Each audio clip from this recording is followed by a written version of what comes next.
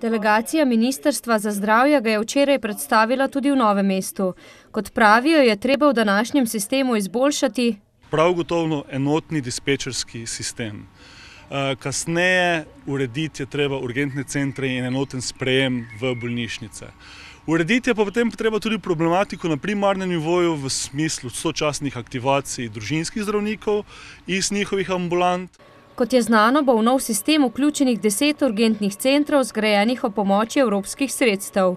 Mi računamo, da bomo začeli delo naših urgentnih ekip, to so internistična in kirurška urgenca, v novih prostorih, zagotovo pa se nam bo pridružila tudi primarna urgenca. A točna organizacija dela še ni znana.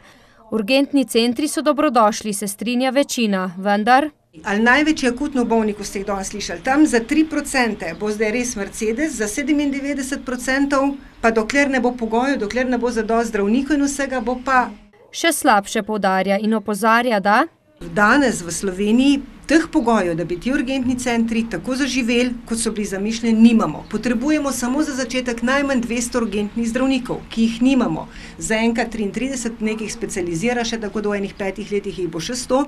Povsem nedopustno je po njenem, da urgentni centri ne vključujejo otrok, torej nujne medicinske pomoči otrok. Tudi otroci imajo dostop do pediatrov od ponedeljka do petka, od zjutraj od 7 ure do 8 ure zvečer.